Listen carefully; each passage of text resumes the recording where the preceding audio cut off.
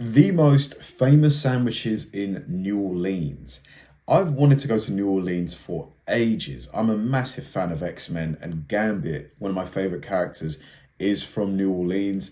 And I've heard that it's not that safe. Like, I don't know whether that's an exaggeration, but yeah, I've heard that the crime rate is pretty high. But I really want to go anyway and try the food, the Cajun food, the, jambalaya and all that stuff, and the sandwiches, the po' boys. So this is going to be another tough watch for me because I'm sure my stomach is going to be growling like 30 seconds into the video. The po' boy's important to the city of New Orleans because New Orleans made it. Something that was just rooted in New Orleans history that kind of bubbled up from the streets. It turned into like everyday life. People have to do it. They have to get their po' boy fix. I love how they cram it with prawns as well. A lot of these sandwich places are very stingy with their toppings, not toppings, but the ingredients now. Parkway's been here for over 100 years and it's outlasted generation. I've been here 20 years and I don't want to do anything else. So when I wake up on a Saturday morning, I know we're going to put out 1,500 or 2,000 sandwiches. I don't sweat it. New Orleans comes to me every single day. So let's say they sell 2,000 sandwiches. Let's say each sandwich is $10, 20 grand a day turnover. Not bad. And I get a chance to feed. Is $10 cheap, do you think? Hey, I'm Justin Kennedy, General Manager of Parkway Bakery and Tavern, and you are in my apartment right above the restaurant. It's about 7 a.m. I have 2 bread delivery trucks bringing 700 loaves of bread. Wow. And all I gotta do is walk right down these stairs and meet him. So he lives literally on site. So I get a double order of bread on Saturday. So what we have coming right now, 7 on the dot, this is John Gindusa, and they invented the po' boy loaf for the streetcar strikers back in 1929. What's going on, man? What's up, man? How you doing? What's up, man? Good to see you. What's up, man? Ready for a busy day? Yes, sir. Wow, I want to see the kind of kitchen that can produce 700 loaves of bread. That oven is going to be huge. I'm gonna give you a hand with it. Don't let it fool you. This bread's not light. Backing up is Leidenheimer. They've been around since the 1800s. They're one of the original bakers in the city. They didn't invent the po' boy, but they make it right too. So we built it to 70. Each one's 10. So that's 700 loaves. So each loaf will do 6 smalls or 3 larges. We're looking to do close to 3,000 sandwiches between today, Saturday, and tomorrow, Sunday. Wow. What's up, Andrew? How are you, man? That is one hell of a business, just making the same products, let's say 3 or 4 sandwiches, just over and over, because they can get really quick at it as well. So while I'm doing this by myself right That now, loaf is that's one thing huge. about living here, being on top of the business, because look, my crew works, they get here at 8 in the morning, they're here till 7 at night. Wow. So they're working close to 10 hours, 11 hours a day. So I'm here in the morning to catch some odds and ends. When I crack this baby open, look at that. Soft. Looks like cotton candy, Oh my melting God. your mouth. Just give me that right now with some butter and I'm good. I'm good. When you load it up with shrimp, oysters, catfish, sloppy roast beef, and pile it high, this just disintegrates and melts in your mouth. So you're not eating heavy, dense bread, but it's strong enough to hold it. That's the beauty of New Orleans French bread. The Great Depression hit a lot of people. Streetcar drivers, when these guys weren't getting paid, they went on strike. And former streetcar conductors, Benny and Clovis Martin, they said, look, you come down to the Martin Brothers grocery store, you show your badge, we'll feed you. We'll feed wow. our poor boys. And they were baking French bread as well, but the bread was wide in the middle and skinny on the ends, like a football. John Gindusa came up with a 36-inch loaf back in 1929, consistently the same size from beginning to end. I mean, it kind of looks like a baguette, no? It looks very similar to a baguette, just much longer, to be fair, much longer. And this is what they still bake today. You see it this morning, by the end of the day, all this will be gone. In about an hour, I got 2 team members coming to slice this up, get it ready for service. But now, I don't want to be surprised, so we're gonna go look and see what kind of orders we have for today on online and parties. You're in Parkway's main bar. This is original OG bar. It's been around since like the opening day, which was like around 1911. This is the most sought after place to sit in the restaurant. There's a lot of people watching. So we probably have about we probably have about 6 dining spaces. So right here, we have a couple small ones, a couple of bigger ones. Wow, this space is pretty large. It kind of reminds me a bit of Cat's Deli in New York, in how kind of open plan and big it is. All these spaces we have here, we probably have 300 seats. So it's a little early, but sometimes a lot of orders come through online, and we have parties that come through in big orders. So I like to go check those first. So this is what we got going on for today. Looks like we got 30 people. That's at 11 o'clock. That's no big deal. We got 12 noon pickup order for Alex. That's about 20 sandwiches. That's no big deal. And then we got another 30. At 11:45. We could probably put that out in about 10, 15 minutes. That's insane. That's crazy. All of those orders in 15 minutes? If we have 30 sandwiches and they're all shrimp po' boys, I'll tell everybody on the line, hey, everybody make 5 shrimp. And we can get that 30 sandwich done in 4 minutes or 5. What? 5 minutes. That's this is in so November. quick. We have like a wedding reception. So we're also going to go to the office and we're going to check the online orders. So this office is pretty big. My cousin has a spot, my mother has a spot, my uncle has a spot. We got about 20 orders. You can see what's going on ahead of time, but the ticket will fire 15 minutes. So even though there's one already in for 11:55, it's gonna fire at 11:40. To give you time I'll look to for the make ones it. like this one. This is $181. So you wanna make sure you might have a little bit more than 15 minutes to get that out. I'll go ahead and print it out and have it ready for the team to know that's coming in. All right, so it's 8:15, and we're about to go pick up one of our employees. Man, it's such a well-oiled machine. Like, they have such a good system in place, because if you told me to make 30 sandwiches, like, even if I got all my friends to do it, it would be such a mess. It'd be very chaotic. But it's not, like, he said that he could have his team do it in 4 minutes. That's insane. We're going to get Mr. Purcell Ford. He's been with us for about 12 years, and he is, at the least to say, a character. He's about 73, and he just had a kidney transplant. Wow. And I donated a kidney to my brother about 10 years ago, so, I know what he's been going through, and he's back to work. As a GM, look, it's not my responsibility to pick staff members up and bring them to work, and I don't do that. But Parkway's nothing without the people in it making it happen every day. You want to make sure your people are taken care of. Yeah, and if he can't get to work, they're a man down as well. So although it's a nice thing that he's doing, it's definitely helping the business out also. And I do my best. I'm not perfect, but I do my best to make sure my team knows I love them, I care about them, because we're going to come up here and take a left, and we're going to land right on Frenchman Street. And it's music club after music club after music clubs. You're sitting in the front, man. My name is Purcell Ford. The ladies call me Purcell. I call him Ford, the old-ass man. What you say when I call you an old-ass man? Live to get old. That's all you have to do. Live to get old. Just keep on living. Yeah, getting old's a privilege, man, honestly. You'll get old one day. And I seen Parkway. I said, let me go over there and put an application in. I said, well, I'm gonna tell you something. I'm one of the best fry cooks in the city. My name is well known all over the quarters. So I went to work, and Kennedy said, you know what, Ford? I was there for about 2 or 3 years frying. I was a little younger. And he said, you're the best fry cook that came through the door. I said, I appreciate that, but all jokes aside, you got to pay me like that.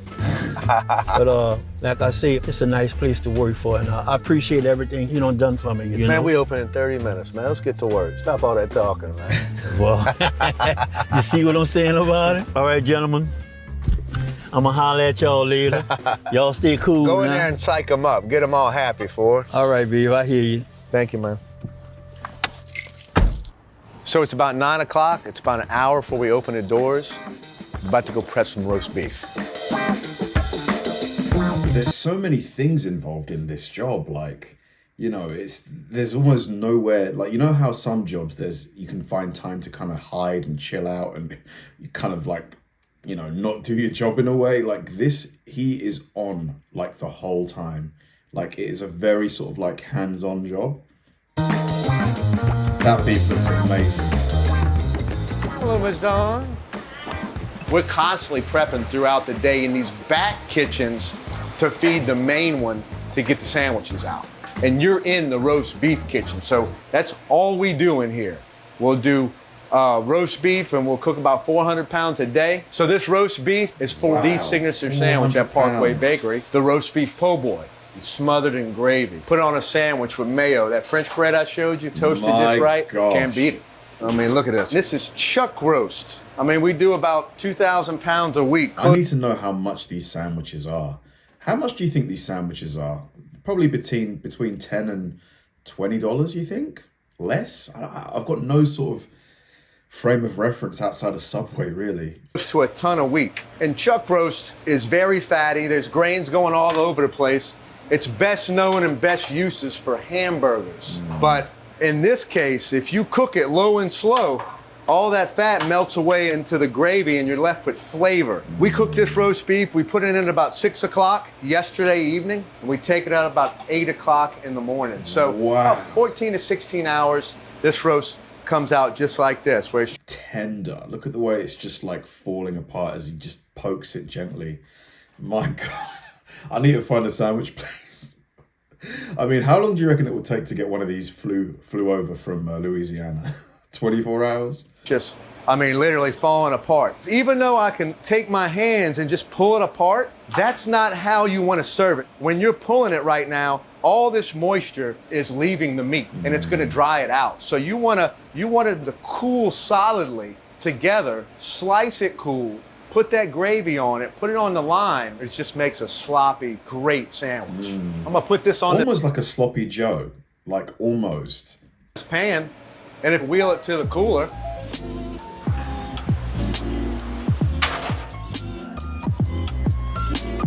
Catch that door for me, young fella. And you see, here's our chilled from the day before. So this chilled roast beef is going back to the kitchen we just left to be sliced. You see how nice that breaks and nice and tender? It's not stringy or pulley like if I was to pull it while it was hot. And all that moisture is still in the slice because I never cracked the meat open. It's almost slicing like deli meat, like. When it was finished cooking. So the roast beef po' boy was just about the original po' boy invented for the striking streetcar workers. They took the scraps of meat and the gravy and put fried potatoes on the French bread. And we still have that sandwich today. It's actually a pretty good seller. We call it the streetcar po' boy. So this is the thin au jus that came off the meat before we thicken it. So this is the gravy before thickened. Oven set to 350 degrees. Man, now it's gonna like suck all that juice in. Oh my God, guys, you don't know how badly I want one of these sandwiches. Like, I've not eaten any breakfast yet, and yeah, I need one of these sandwiches like today. Throw that in there for about 30, 35 minutes, and it's that Parkway roast beef everybody loves. So this is just one, but we have a whole bunch in this oven that Brandon put in that's about to come out. So when Brandon takes all this roast out, he's gonna head over into the main kitchen that we pump the sandwiches out of. He's gonna fill all 6 sandwich makers' hot wells up with that roast beef and barbecue beef and gravy to get ready for service. So the roast beef's all on the line, service underway here, so I'm gonna get in the kitchen and start making some sandwiches. Oof. All right, y'all, it's 10:30. It's not quite lunch rush yet, but things are starting to kick off, and right now is a good time where a lot of my employees go take their breaks before the lunch rush hits. So I usually jump in here and help out. All right, so this is the main kitchen. All the sandwiches are made. This section of the kitchen goes from the main register prints to this ticket, and everything is on the line, from the roast beef, barbecue beef, meatballs, shrimp. Every sandwich maker can make every sandwich. There's no certain station. So that's what's a beauty about it. That's how we can get them out. A lot of kitchens have a lot of different stations, like a seafood station or a sliced meat station. But here, there's so many people in this tight spot. It's faster and it's just more efficient. Yeah, because they don't have to travel too far away to get the stuff they need. Like, everything's close by. They can just whoop, whoop, whoop. Every person can turn and do everything for one ticket. They're not waiting on someone else to complete their order. You know, each sandwich maker probably does a few hundred sandwiches in a span. We have one person dedicated to frying shrimp. I mean, this is a 20-foot hood. You can see about 15 foot of it is just dedicated to shrimp. And that's all Reggie's doing today. He'll probably fry about 500 pounds of shrimp today. There's no wet batter, there's no egg wash. We take that natural salty juice from the shrimp, and that's light corn flour, a little salt, pepper, cayenne in there. And when he drops a basket, I mean, he's dropping about 5 or 6 sandwiches right there. So right now I'm making a shrimp po' boy dressed. This is one of our high volume, most popular sandwiches. Dressed is lettuce, tomato, mayo, and pickle. Man, if I lived in Louisiana, have you guys seen that movie, Nutty Professor? I would look like Sherman. I would literally be Sherman. Anyone who hasn't seen it, quickly Google what Sherman looks like from Nutty Professor. Because I'd be eating this every day, without fail.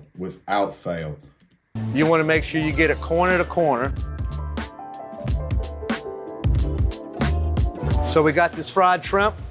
We're gonna put that on there, and our most popular sandwiches are not pre-measured or pre-weighed like a burger patty or some deli meat that's weighed. It's made by hand and by feel. We don't want to measure it and have a little cup and put a cup of shrimp in there. That's skimpy. And if stuff's falling out, that's fine. Just wrap it up. So what we have here is the OG, the signature roast beef. And they want it dressed. I mean, that's pretty much the standard. Tomato, pickle, and then this one, here's your roast beef. I mean, that's what we saw this morning. Put that on it. And then when I put that gravy I was telling you about, you put that on top of it, and it just latches onto it. Look how delicious that looks. So this one's gonna... I'm mesmerized. I kind of like lost myself there. I was just like, I mean, just look at this. The flavors are just gonna like hit you like a train. It'll be the James Brown. Okay, so the prices, $17.99, $14.99. Not bad. These prices are pretty reasonable, I think, especially for the size and the amount of like meat they put in there. And it's pepper jack cheese, but the key to this one is not just putting the cheese on there. We run this cheese in the broiler. You can see it's nice and melty, and that little step right there makes a huge difference. So this is the barbecue beef. Then we're gonna run it down with this shrimp. Wow. It's like a poor man's steak and lobster. So the next thing we're gonna do is put some more barbecue sauce on it. And then the last thing is we're gonna put that spicy mayo on it. Oh my God. Don't tell me that don't look good. It looks amazing. And that's the James Brown, award winner. This boy right here. Can someone please tell me if there's anywhere in Houston, Texas, I can get that sandwich? I'm gonna be there on the 12th of May. I want to eat that as soon as I land, as soon as I get off the plane. I mean, yeah, you're looking at like 28 ounces right here. So this is a good 1.5 pounds right here in your belly. All my team's about done taking their breaks. So I'm gonna finish these few tickets right here. And when they're done, I'm gonna jump on Expo. It's 12:30. We in the heart of the kitchen where it goes down. I'm battling out with my team. It's mid-lunch rush. It's real busy. So expediting that parkway is a little different from other restaurant expediter. The Expo is dropping the fries. The Expo's dropping all the call food, burgers, chicken, sausage, grilled cheeses, hot hams, hot turkeys. And then they put it together with all the sides and fries and sell it out the window. Most expediters are on the other side of the line grabbing plates, putting things together. In this sense, the expediter is actually behind the line, cooking and working with the team. It's like a hybrid of an expediter and line cook in one. So we like to keep a 10 to 15 minute ticket time, which it looks like that's about where we're at right now. So behind each line, you'll see a grill. Like right now, we got a burger about done. What's on that burger? American? Yeah, so this grill is very important. You know, we're listening to the calls. You got to be very, very attentive when you're one of our expediters. If you're not an attention to detail kind of person, you won't last being a Parkway Bakery. I used to be My spot was right there where Manny is. I used to be on that spot all day, every day, you know, when I was a kid. I've worked every spot in this kitchen. My favorite spot is Expo. When I'm looking out at this ticket board, I'm making sure everybody's keeping up. I'm making sure the fry man's keeping up. You can really tell that this guy, like, when he says that he was, you know, he's worked all those positions, he means it. He just knows this place like inside out. I don't think it's possible to be like a general manager of a place like this without having worked every single position, or at least like the key ones. The bread person's keeping up. The flow's going right. You need one more, right? Yeah. Mostly watching the flow, watching the ticket time. Looks like my crew has it over here, so we're gonna go check some other spaces in the restaurant and the online and the outdoors.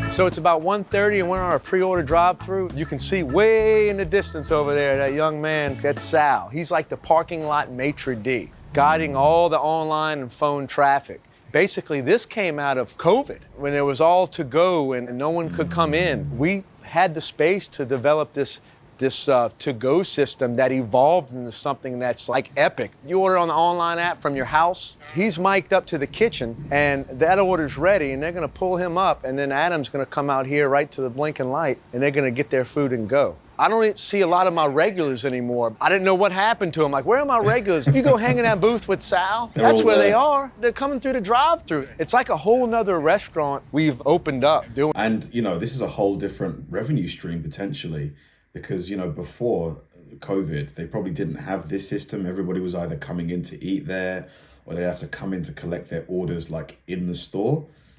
This, and we'll serve hundreds of people. We used to be open till 10 o'clock.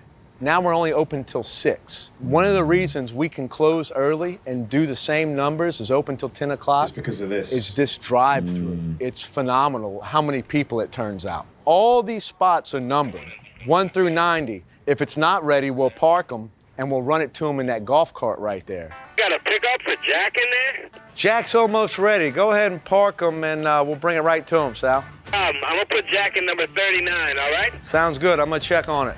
Yeah, so this works good when it's raining.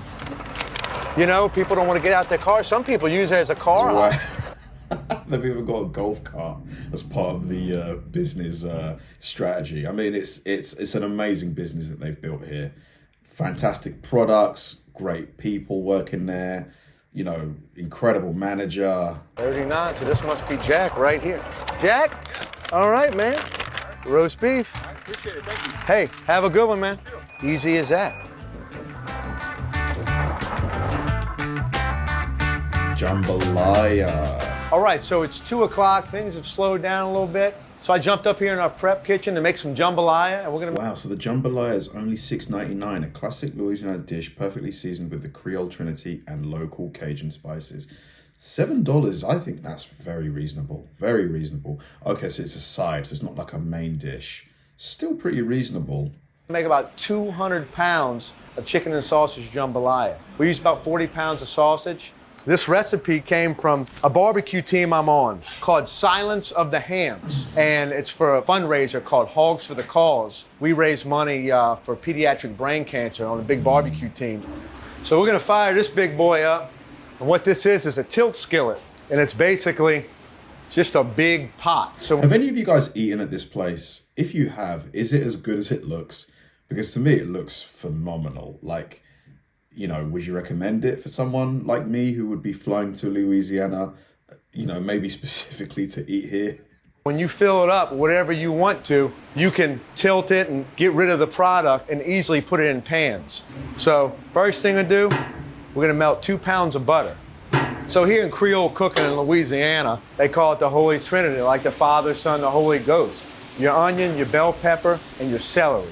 But then we throw the garlic in there too. That makes it a little bit holier. The About smell 15 coming pounds off here. there would be amazing. And now it's gonna start coming together. When that fat starts rendering out that sausage and getting into that veg, and it's very important you do it like this. Cook your veg first, render that down with the butter.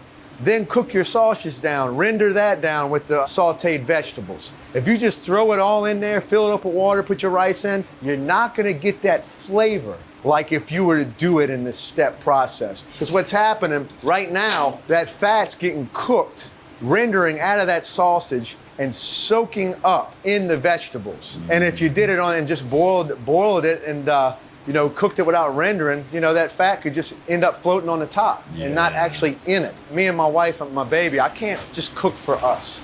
I always gotta cook for a ton of people. I love the production, I love the volume aspect of it, just because I've been around it. If I was cooking one little pan of jambalaya, it'd drive me crazy. I don't even know if I'd know how to do it. I gotta cook in bulk. And this here is about 25 pounds of chicken. This will serve about 350 people, this will serve. Dude, this is my kind of food right here. Just a lot of flavor, a lot of protein, some veg, perfect. All right, so our jambalaya is ready. I mean, you can look at it and tell this is some creamy jambalaya. I mean, jambalaya is like, it goes back centuries. It's just like a inexpensive, delicious meal. And if you look at most of the meals that Louisiana's known for, jambalaya, gumbo, po' boys, they're derived off something that's inexpensive, delicious, and super filling. All right, guys, it's about 4 o'clock. As you can see, it's starting to slow down. It's time for y'all to go. I've had a lot of fun with y'all, but I gotta get some prep to do for tomorrow. See y'all next time. Man, what a phenomenal video. Like, I really enjoy these kind of day in the life type videos because, when I walk past a sandwich shop like this, I wouldn't dream of all of the prep, the, expertise, the systems that are involved in it. I would just think they get an order, they make the sandwich, and I'm on my way. But there's just so much work that goes on behind the scenes. And the products, they look so good here. Like, everything that they showed me, I would eat right now. Like, every single thing. I need to go to Louisiana, man. I need to plan a trip. So I'm doing Texas this year. Maybe next year, who knows, maybe later on in the year, potentially.